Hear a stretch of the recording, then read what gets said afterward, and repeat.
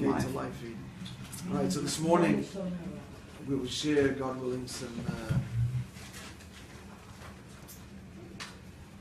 sentiments, memories, feelings of our recent trip on the March of the Living, which I had the privilege to lead, and I should mention at the outset, together with Adam Stotland, who is our Ruach leader, and whose company I personally enjoyed very much.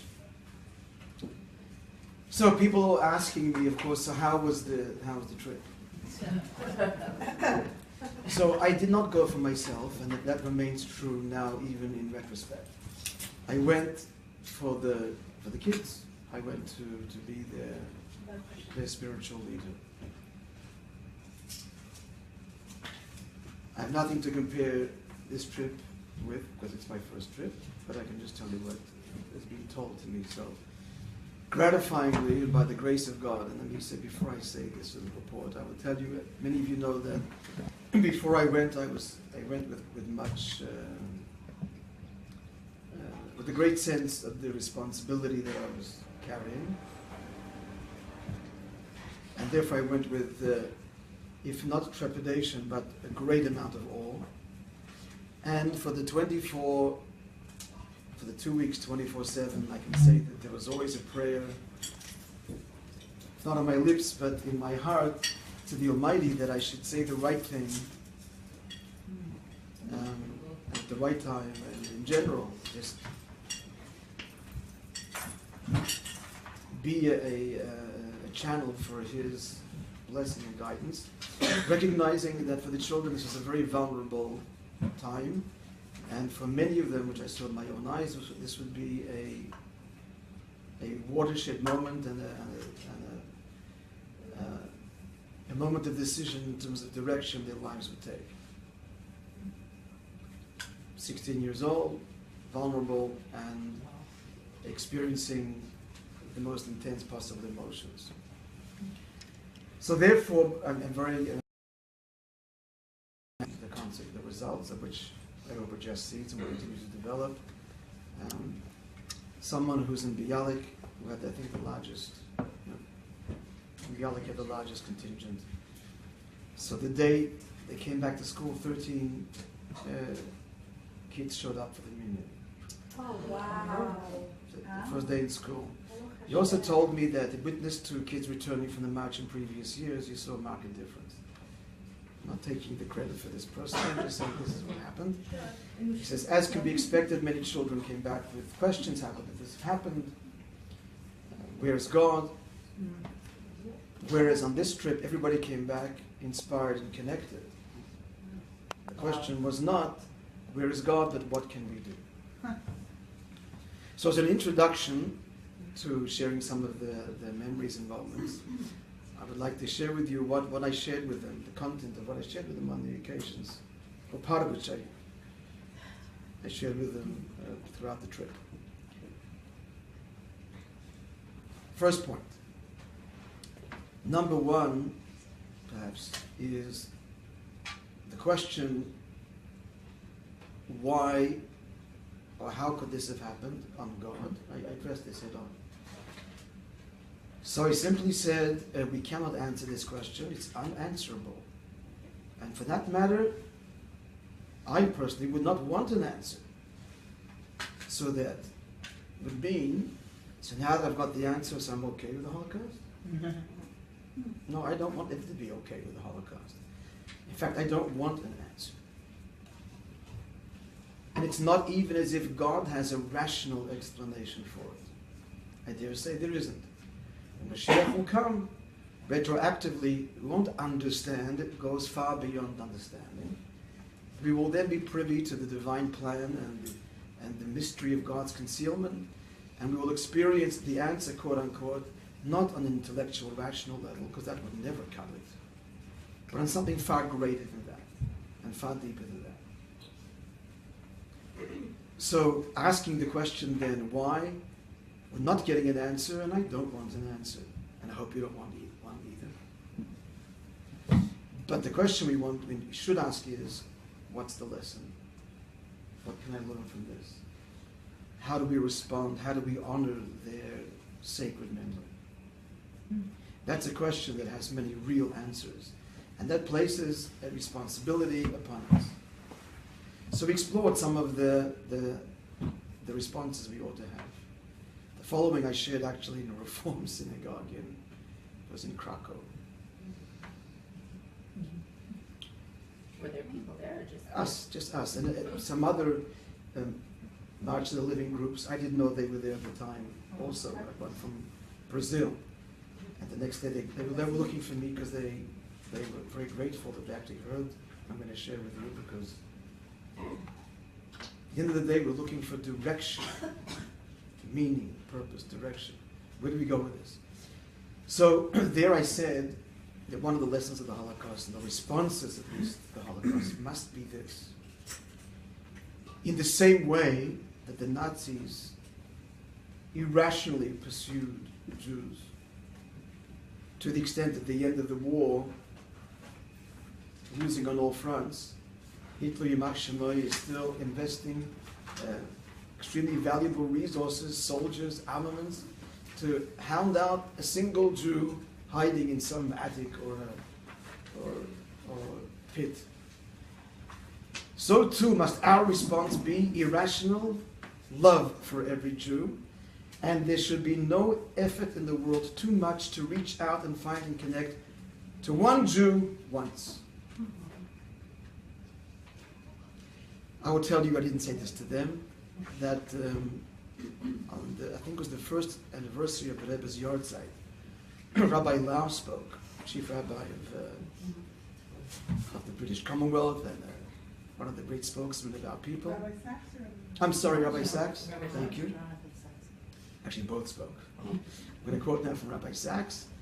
In trying to understand what drove the Rebbe, what drives the Babaji, he made this very point, that the Rebbe was the divine response to the Holocaust. And what drives Chabad is irrational, unconditional love, not just in the heart, but in terms of resource and effort for every Jew, everywhere, no matter how, where, or what. And irrespective, like Hitler, Yimach Shemoy, of their religious standing, their observance, their knowledge, their social status, Ashkenaz, Sfarad, child, or the elderly. So this unequivocal, unconditional commitment, devotion to even one Jew, that's the response. Unique to the Holocaust, and therefore must be unique in our response.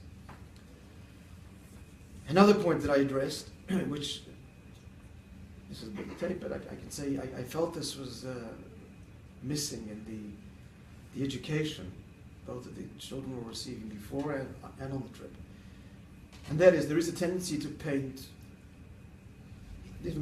Actually, this sentiment was expressed by someone as a voice over the loudspeakers in Auschwitz on Yom HaShoah Day. And that is to paint all racism with the same brush. Now, although as Jews, human beings, we need to combat racism in all of its forms and discrimination, the Holocaust stands unique and must be recognized as such.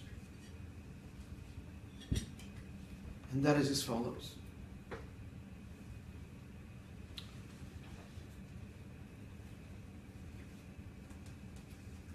Segregation, for example, discrimination against blacks. So, what are these white supremists saying? They're saying the dastardly, nefarious thing that a black is inferior and needs to be relegated to a substitute class or removed altogether from our society or environment. Hitler wasn't saying that about the Jews. These whites hate blacks. The Nazis didn't hate the Jews. It wasn't the hatred that drove them. In order to understand really the Holocaust, you have to read Mein Kampf, because that's where it all starts. In Hitler's own words, Yimach Shemoy, he said, he saw himself placed by destiny as the one to lead the great battle for the integrity of humanity. And it's come down to the battle between the supreme Aryan race. He's a great believer in evolution. Nietzsche, although distorted much of his teachings, was his source of inspiration. Believed the human race. This was a scientific thing, friends. This was science. The Aryan race has evolved to the superior race, and the Jew is not merely inferior like the black or the gypsy, Roma, or for that matter, most of European Jewry. Being inferior, therefore, needs to be, well, perhaps exterminated or again relegated to some serving class. The Jew is a cancer. And the Jew sucks the blood of every host society that he finds himself in, and for the survival of humanity, it's not just an inferior class. For the survival of humanity, the solution to the Jewish problem in the end is the extermination of every single last Jew. This is unique in the annals of anti-Semitism in general, and certainly discrimination. Not inferior, but a force that is the downfall and will destroy humanity. And so if you read, as I did read one, I did quote this, a storybook which was serialized in the Stürmer, which mothers in Nazi Germany read to their children dutifully every night as a bedtime story. And it's a well-crafted story, a dialogue between a mother and her son, as she's laying him to bed, surrounded by his teddy bear, perhaps, and other toys, and she explains to him. And the child finally gets it in the dialogue. The Jew is like a poisonous mushroom. Even one Jew can destroy an entire community and even an entire volk or people. He believed it his sacred duty again, placed here by destiny, to perfect humanity by destroying the one virus that will destroy it, the Jew. So the scientist, my friends, doesn't hate the cancerous cell. He's duty-bound to destroy it, and does so methodically and clinically, which is exactly the way the Nazis persecuted the Jews. I mean, there were plenty of, rabid sadists and people who reveled and enjoyed killing, but overall that didn't define the Nazi state of mind. These were, in their own minds, if you read extraordinary speech by Goring to Nazi murderers, praising them as noble, the words he used there, the camaraderie, nobility, the great cause that they devoted themselves to, despite its difficulty, the challenge they overcome, murdering mothers and children daily. This was an address that, as I hope your hair stands on end, as mine did when I read it, but it just crystallizes the unique assault on the Jew. It wasn't like previous anti-Semitism, which was religious-based, and if you just converted, we'd accept you, which is for the most part the way it was for centuries. Or just leave and we'll be happy. No, this, you had to hound every Jew, because this was a virus, a pernicious, poisonous virus that threatens humanity. That needs to be grasped. That's why, by the way, this is the reason why 1944, against his own general's advice, Hitler invades the Soviet Union. Because for him, communism was Jewish. Actually, it is. It is founded by Karl Marx. And not simply because its founders were Jewish, but because communism, because communism, which preaches, in theory at least, the equality of all people, undermines the entire Nazi philosophy, which is people are not equal. He believed in evolution. And some people evolved further, destined because of their genes, and he was trying to discover this unique Aryan property, hence the bizarre experiments on twins. This was simply an effort to propagate the German race very quickly. But also the experiments on dwarfs and on people who were very large, giants, trying to find this deformity which he believed was unique to the Jew and how he isolated and breed the pure Aryan race. So what was I just saying? Communism. So communism, which preaches the equality of all people, in theory it's a wonderful idea. Equal distribution of wealth, all people are equal. That is anti-Nazi ideology. That's Jewish at its core. In fact, the idea is from Torah. There is socialism in Torah, mind you, and communism and democracy. And every possible virtuous system without the flaws is in Torah. That's not the discussion. But that explains his irrational attack on the Soviet Union. It was integral to his war on the Jews, which at the end of the day, it's what it was. That's what it was. The war on the Jews was integral to the Aryan supremacy and its destined place and right in humanity as it's the creme and the leader, which only the Jew undermines, nobody else. Nobody else threatens. So therefore, in understanding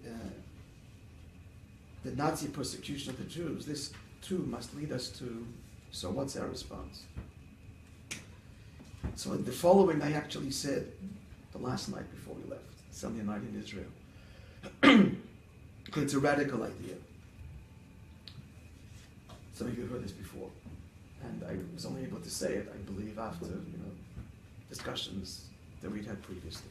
And that is, what's our response? Well, before I get to our response. The fact is that it hasn't gone away. And the new anti-Semitism is anti-Israel. Sometimes very thinly disguised. Sometimes not so thinly disguised. I don't mean anti-Israel as in being critical of Israeli policies. I am, and every right-thinking person should be. I mean anti-Israel in the sense of denying Israel's right to exist. So, it's still there. The fact is, friends, there are hundreds of millions of people out there who believe in the Jewish conspiracy, which is essentially what Hitler was saying. Jews conspired to control the world. And they're not ignorant masses being preached to by the priest on Sunday. We're talking academia, educated people. They're in the hundreds of millions, my friends. You just scratch the surface and yeah, it's true. Hundreds of millions. Yeah. Maybe that's an understatement, but at least that. At least that, yeah? So it persists. And the reason it persists is because it's true. The radical idea that I am suggesting here is that the way to defeat this notion is by embracing it. Hitler Yimashma is saying we're fundamentally different. He's saying we want something for the world. The Jew is not satisfied to live, he argued, in his own 4 cubits, but he will suck the blood of his host country. He will spread his right in embracing and then choking his local environment and finally the world. Embrace that. This is a distortion, a corruption of the truth. Yes, we are different. We're sent here by the Almighty to bring heaven to earth. And that's what the world is seeing. And that's why people respond to this. Because somehow it rings true. But it's distorted and corrupted. So when we embrace it, that we are God's ambassadors, and we do want something from you, not your money or your wives. We want you to live a godly life governed by the 7 Noahide laws. And we do so humbly, embracing proudly our identity as Jews. That's when it will end. Not when it's denied. Not when we pretend we are the same as you. And we're no different, so why do you hate us? And then bend over backwards to prove our sameness in language, dress, thinking, and culture. They won't buy that and haven't and never will because it's not true. But when we embrace this, you're right, I'm a Jew. But, and here's the huge but, I'm here to serve you, not take from you. Then the world will understand. So that was the radical conclusion to our response to the Holocaust. We come out prouder Jews, defiant Jews, if you like, humbly defiant, and obstinate Jews, stubborn, unabashedly proud of who we are, not seeking to be the same, but celebrating our difference, and then being the servant of humanity, which is our destiny. As I pointed out to the children, it's in our DNA. Even Jews who don't understand or know this, or wish even to deny it, are still driven to change the world and make the world a better place. Science, art, whatever medium it may be. Jews, out of all proportion, have been the revolutionaries of every ism or idea or discovery that would make the world a better place for human beings. We're just driven to fix the world, because that is our mission. And chosen, therefore, said to them, a lot of intelligent, young men and women there, start off by saying, one ought to be, the notion of chosen ought to be rejected, and one ought to be not just uncomfortable, but rejected. Because if you assume chosen means that we're superior, and God, not just that God rejects the rest of humanity, of course it's a ridiculous notion if you believe in God altogether, and He created all human beings. He creates some and then rejects them. Nonsense. On the contrary, chosen means we are responsible. We're chosen to be responsible for humanity. Because God loves every human being, He therefore chooses a member of its constituency, the Jew, to partner with Him to bring His message in the most effective way, to educate. And so we involve the disciples or the students themselves. So we're chosen to be responsible, not that God rejects others. Okay, so that's it for the general message. There were many other subtle messages, and had the opportunity to sit and to speak with students and answer questions about whatever questions they had, and that was very gratifying. But now for some memories and some moments that I guess you could say perhaps stand out. So.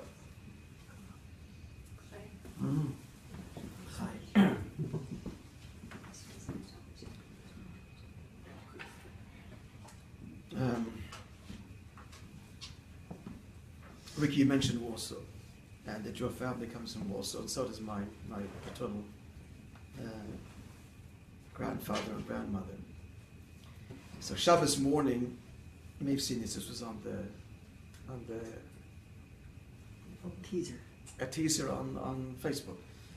So you may have seen it, but I'll repeat it again. Shabbos morning, we spent Shabbos in Warsaw, the first Shabbos, second Shabbos in Israel, and we went to the only existing shul in Warsaw. Nozik Center? The Nozik Center, yeah. No, I'm sorry, there's two. The Chabad also has one, a small one. But this is the only existing. There has to be Chabad. Yeah, of course, there's Chabad there. And you didn't get to meet him actually. He kept sending messages. You're in town, where I did leave my shliach mitzvah money for him though, which was considerable. Yeah. So we're walking from the hotel, and I'm going in my talis, draped over my shoulders, and of course my black hat and my kapata. Clearly, some of the chaperones, perhaps, and the children were a little uncomfortable. And I will tell you, for good reason, because we had walked the streets of Warsaw previously, and not a pleasant experience. No, icy stairs, sometimes downright disapproval, head shaking disapproval, people just walking off the sidewalk. Not pleasant. Adam tells me that on a previous occasion he was actually punched in the face by a Pole, by a young Pole. Yeah. I wonder if they're afraid that they're going to It's a take lot their houses more. back. Yeah. These are young Poles that don't even think they were just the Jews, and the Jews are back, and we thought we got rid of you. What are you doing here? That was the look. Anyway, as an aside, I mentioned this too in Plaszow. Plaszow was a notorious slave labor camp, later became a death camp. Schindler's List, yeah. It's a park today. There's a huge sign that says, please respect the fact that tens of thousands or hundreds of thousands lost their lives here, but you wouldn't know it. People having a picnic and jogging, and that was chilling. Chilling. There's no remnants of it. Just a park. Anyways, I remember saying that there to one of the groups of the kids in Plazo, there is a fellow called Tommy Gross. He has two names. He is a university professor in Princeton.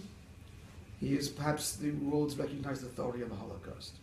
He is a Pole, father Jewish, mother not. He left Poland in, I think, in 1968, when the communists took over. And the history is that he wrote a book on the Jedwabne massacre, where during World War II, the Poles, in this town called Jedwabne, if I pronounce it properly, rounded up all the Jews, women and children in the local synagogue and burned them alive. So this created a whole national uproar and debate, because this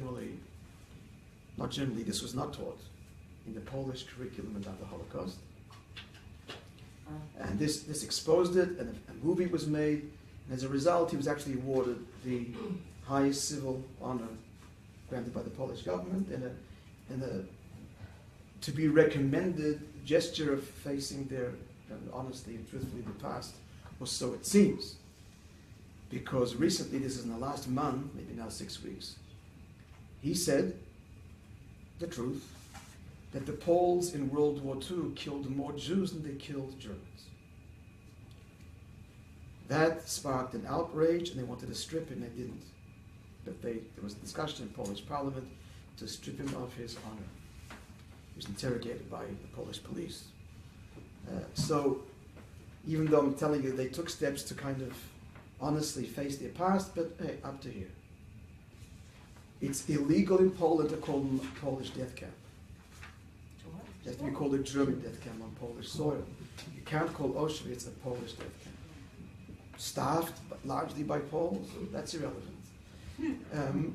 It's illegal. So there's this tension, still struggling with their past. Anyway, so what was I saying? Shabbos morning. Yeah, Shabbos morning, back to Warsaw. So out right there in front of the hotel, I turned to the group and I said, my grandfather, Rabbi Yisrael knew, after whom our youngest is named, he walked in the streets of Warsaw on Shabbos with his talis over his shoulders. His grandson will do the same. When they heard that, this sparked a sense of, you're right, and pride, and we did.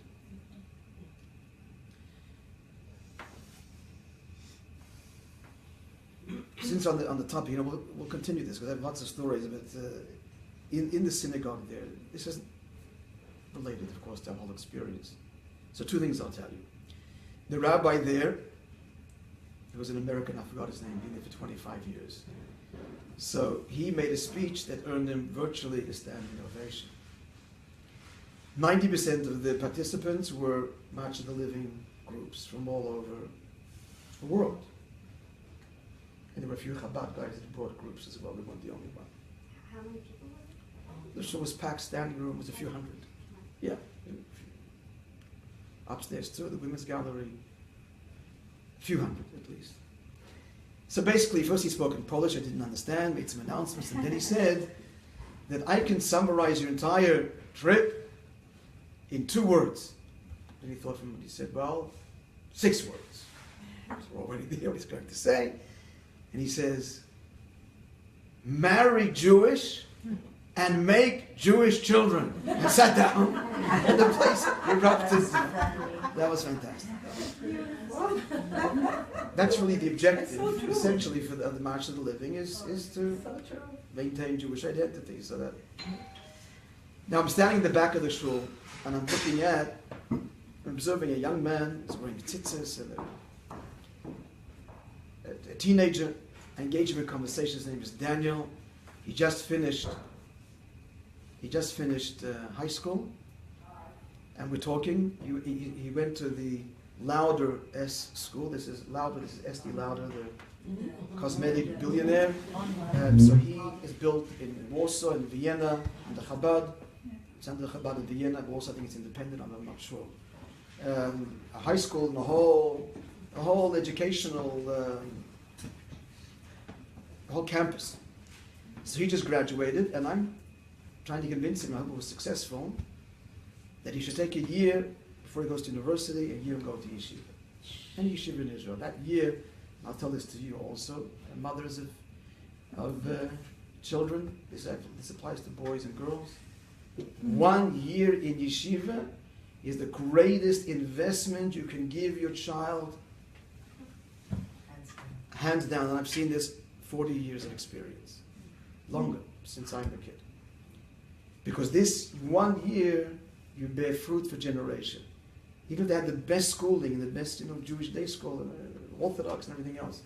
But 1 year, in Israel especially, but to be immersed in Torah study, and even what they learn, just the atmosphere, is immeasurable. At what age? When you finish high school, yeshiva, and then CJA, and then college, plenty of time for them. And It's seminary for a girl, but it's called yeshiva today for everybody. It is the best investment. I cannot encourage it more. Anyway, so we're talking, explain to me, he says, well, my father. I said, well, speak to your father too. Calls his father over, a youngish looking fellow, and a younger brother as well. His name is Simon. From this young guy? I'm going to tell you. So talking to the father tells me his story. Who is the father? The father is born in Poland, in some northern town, I don't recall the name. His father is Jewish, his mother is not.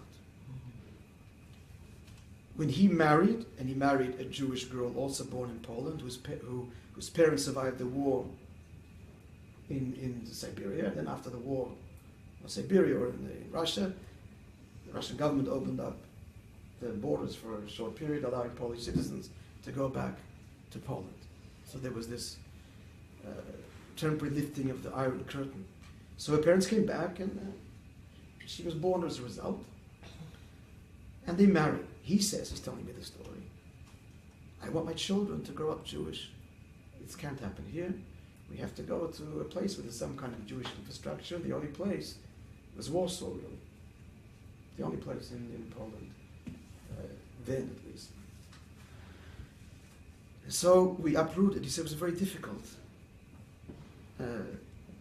Family, friends, and livelihood. And the long distance, they went to Warsaw.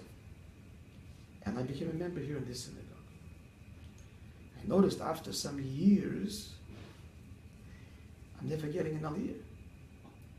And it wasn't like there was a huge crowd every Shabbos. So I approached the rabbi, who tells me, I'm sorry, but you're not Jewish, because your mother's not Jewish. And the only way you can become Jewish is you have to convert. He said, I came home devastated. I told my wife, to the Poles, I'm a Jew. Suffered anti-Semitism. And to the Jews, I'm a Pole. What am I? I didn't come back to the shul. However, story's not over. Reserve your sighs and tears. Boys going to yeshiva, it's not so over. Yeah. No, wait. So, but when my first was born, this dad, no choice, but it was some years after the marriage. And so he had a bris here, and then a second son was born, and my son had his bar mitzvah, so my son's having an aliyah, and I'm not. I made peace with it, had no choice. The whole point in coming here was for the children.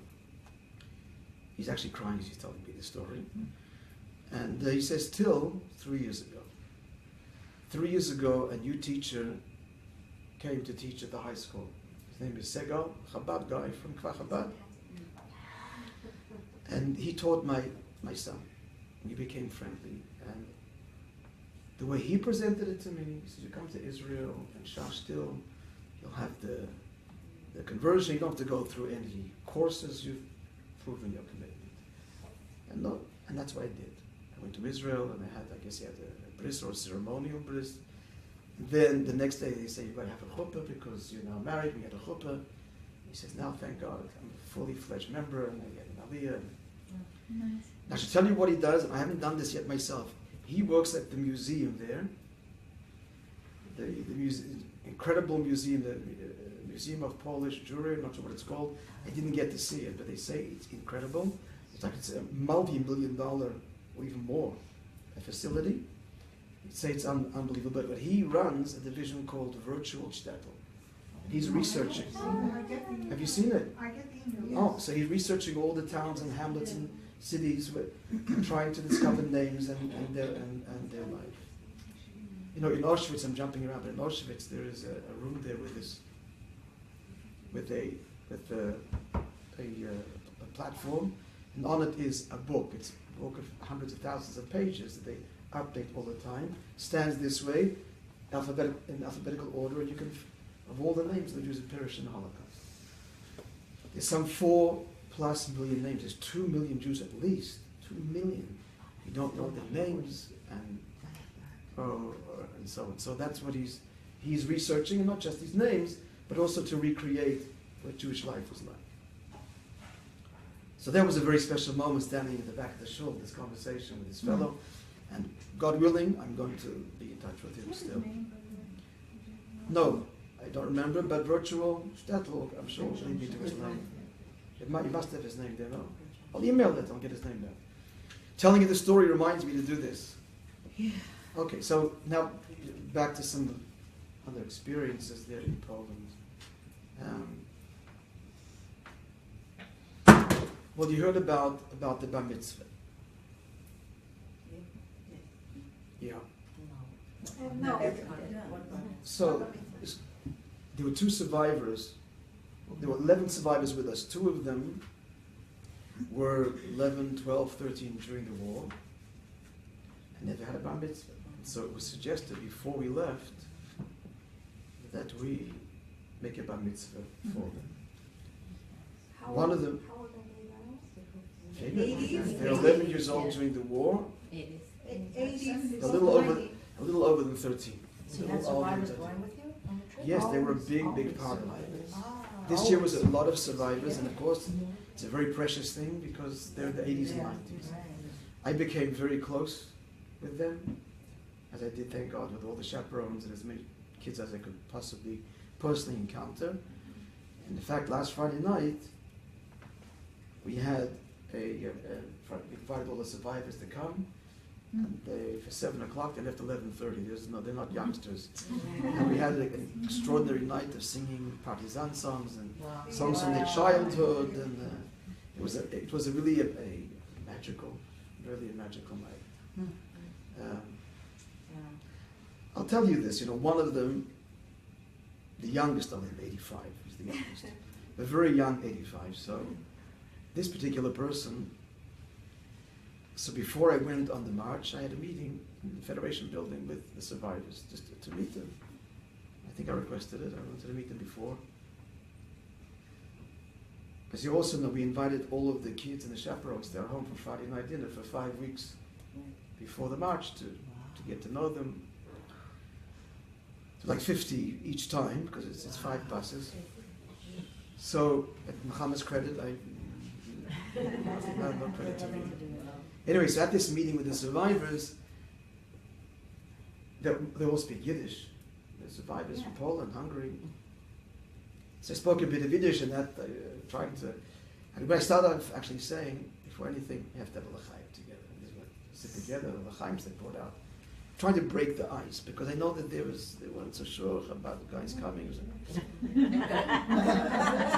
So I thought I did a good job till the end. Till the end of this meeting, one fellow, this one guy, hadn't said a word. And when I finished speaking and telling my little story, I told him, for example, that the privilege to go with them, how in awe I am of them, and that when I was 13, one of the books I got for my bar mitzvah was The Murderers Among Us by Simon Wiesenthal. If you haven't read that book. This was the first book on the Holocaust that I read. And my bar mitzvah is in the summer, January, which is the summer. My mother regrets that I was given the book because the whole summer, for most of it, I was closeted in my room, reading this and other Holocaust books, and that kind of obsession, you could say, ever since. Truly, in my home, my father, it was the way Holocaust books were always, that was the reading material. So here I am going with you on this trip. This is, something that is maybe a culmination of something I've been reading and thinking about, and so much part of my inner life, not just because of my family, but myself. So I thought it was going well. At the end, this fellow says, I'm very concerned with you leading the march. Oh, no. He says, you are Chabad, and I know what Chabad's agenda is. You want to make the kids, make them religious. And you're going to tell stories of miracles in the Holocaust and other objections. You don't share the values. You don't share our values. So I said to him, I called him by his name, I said to him, there may have been miracles in the Holocaust, but I know 6 million that didn't happen. And one thing I can tell you, by the end of the trip, you and I got up. I approached him, we're going to be the best buddies, and I gave him a big hug. And thank God, Baruch Hashem, that's what happened. And not only become best buddies, but, as a Chabad guy, and I know that there was, the serious concern about this, pushing religion and so on. That's something that if I would do in a way it was perceived as being pushy, I would undermine everything that I'm trying to do. On the other hand, how can these kids not put on tefillin, everybody? I know what tefillin means for God. How can I deny this to God and for their own souls? Actually, first for them and then for God, frankly. So for the first 2 days or a day and a half, not sure. But then I felt that I could. So I brought tefillin with me on the bus, and each day I was on a different bus. There are 5 buses, so I managed to rotate more than once, sometimes twice. And the long trips broken up, I go to the other bus, and I take my tefillin with me. And fact, everybody put on tefillin. And in the end, it even was kids were asking me, excuse me, yeah. Can I share something? You want to finish the story? Yes. About this. About this, okay. So This morning I had an event at school, and I was with Joelle Saxner, who went to the trip. So she told me the story about tefillin, and she said there is one young boy, like all the boys who put tefillin willingly, except for one boy that I'm going to tell you the was story. hesitant. He wasn't hesitant. He actually told me, Sorry. he wasn't hesitant. He told me initially, angrily, I don't believe in this and I'm not doing it. And in fact, he says to me, a nice boy, very nice boy. I refused to put on my bar mitzvah. And my parents were angry. I thought initially it comes from a reform background. And that's his upbringing. You don't put on film. But he said to me, because it was a conversation of it two times. He adds to me, and my parents were upset with me. Wow, so this is really, he's got a personal thing and he's entrenched. Fact is, he did put on after my dad the next day. I approached him. After what? My dad. Yeah. And at the airport going back, there I approached him and he put on after. He said, I feel really good doing this, Rabbi, thank you. And then in the airport he actually approached me to put on film. I wanted him to speak Shabbos, but he had a graduation. He doesn't go to Jewish school. I think he went as a kid, but primary, but not now. Anyway. But never mind him. This survivor, I approached him also on the bus.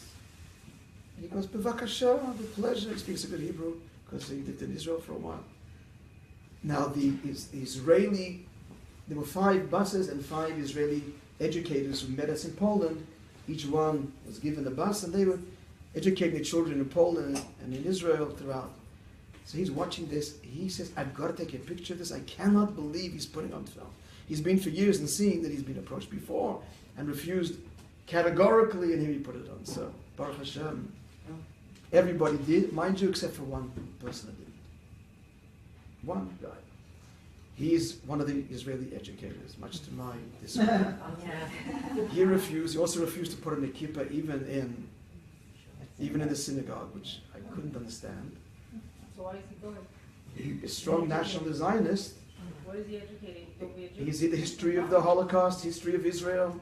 It's all history and culture, and he'll talk about God as some people believe in God. What's most strange about this fellow is he's an American who made Aliyah.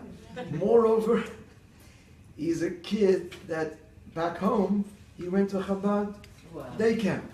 And his father goes every day to attend a class, which the Chabad guy, a close friend of mine, gives. Anyway, and we became good friends, really good friends, but somehow, anyway.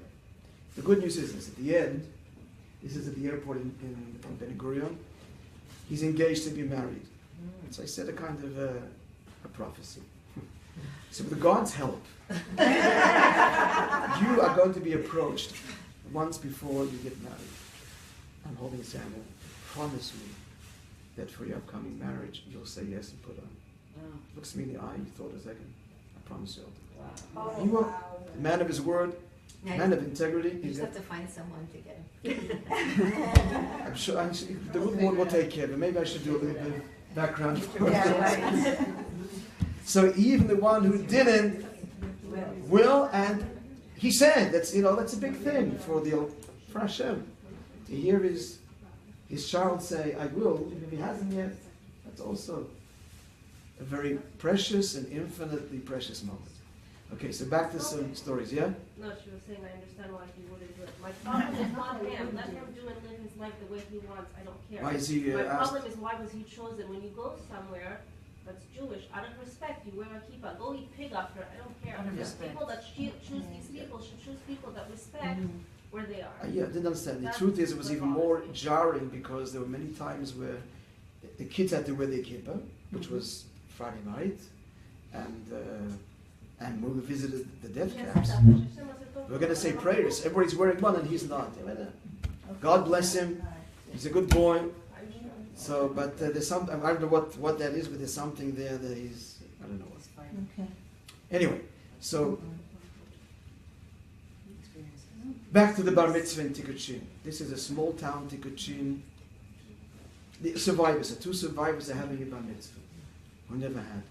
Now, one of them, they were both approached weeks before. One of them had to think about it for weeks. His wife actually said she didn't think he would. It's just emotionally too much for him, and who knows? He didn't have to explain why he wouldn't. You can understand. But in the end, he agreed. Very soft-spoken man.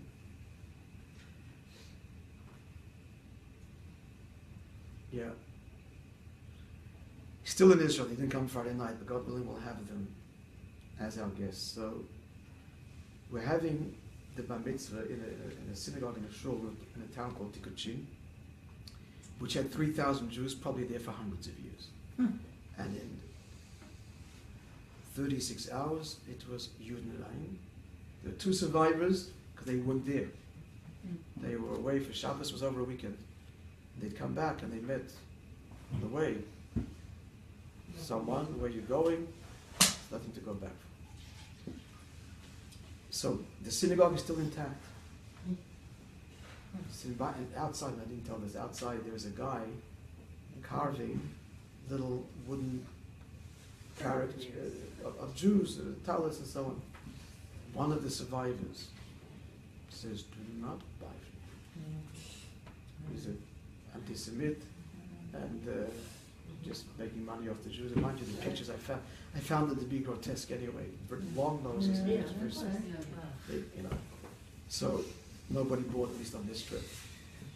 And also, when he came, he smiled, welcome. He didn't disguise at least not displeasure. He's happy to sell his goods, but you think, So it was Rosh Chodesh that day. So he brought a little Torah. I brought a Torah from Montreal, a little Torah this big. This Torah was loaned to me. Pardon? The Sunday after Shabbos. Yeah, it's loaned to me by Rabbi Moishe, who is the head of Chabad outreach in Montreal. This Torah was smuggled out of Russia after the war. So it was a small Torah made very small in order to be able to read in clandestine, make portable and carry with you, and that we took with us. Literally this big, tiny little Torah. So it was Rosh Chodesh, and I explained that Rosh Chodesh is all about the renewal of the month. If you look at the sky the night before, it appears that the moon will disappear and never come back. And yet, the next day, it appears again. And that's why our calendar follows the moon cycle, because that's the story of the Jewish people. That despite every attempt to destroy us, we are eternal and we grow and in the end triumph. So their bar mitzvah is really symbolic of the miraculous survival and more than just survival, but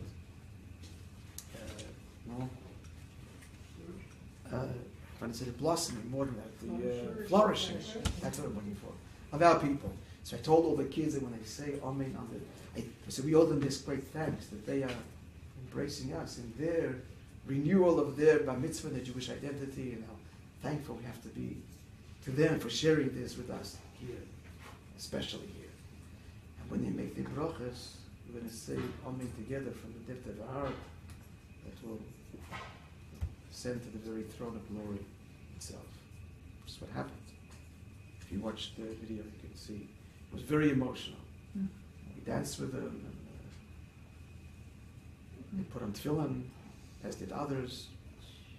And from there, we went to our buses that took us to a nearby forest where the massacres actually took place. And we walked in silence down the path. See, now I'm more emotional than then because it was too overwhelming then. The truth is. To 3 mass graves, just set off by kind of a fence.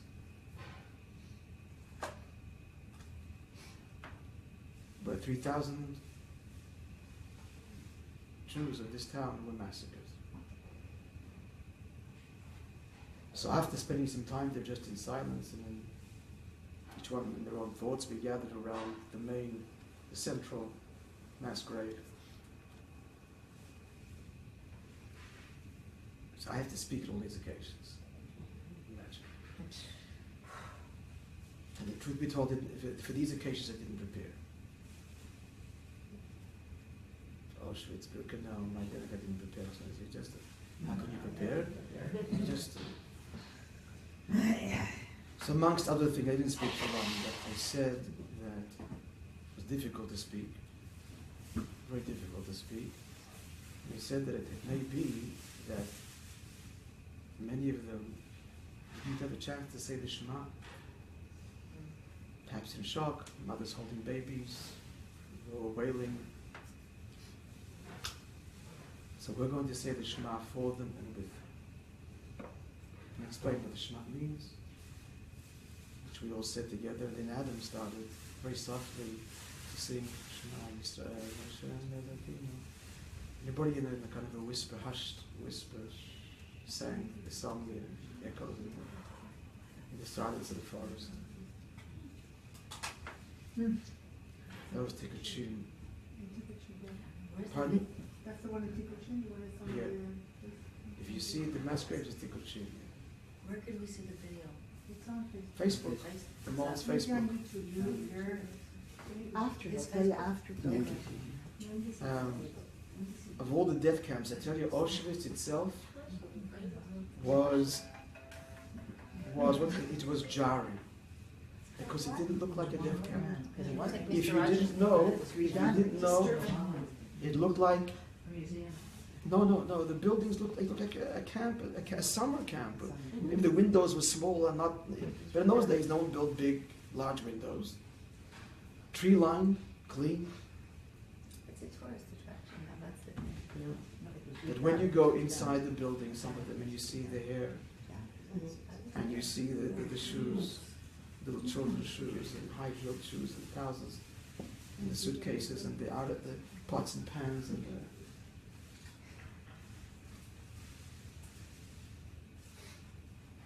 where they have the articles behind glass. There's a little, one of them is in Yiddish called a kvart. It's a ritual washing cup, which we used to wash our hands. So you have to consider this Jew is deported to Auschwitz. You can only take X amount of weight. What does this Yid bring? He brings his neglavasa cloth. He should be able to wash his hands. Little dolls. Use them in the thousands piled.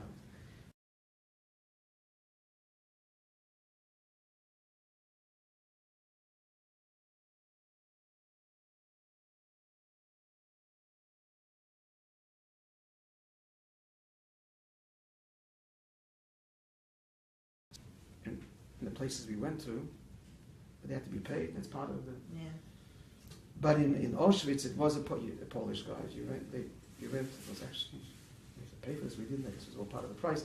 You get a little thing, and she speaks. You can see there's a clear. She actually was very good and very knowledgeable and very humble about it. But there's a clear. It was them, not us, the Germans. From what's written on the wall and the pictures.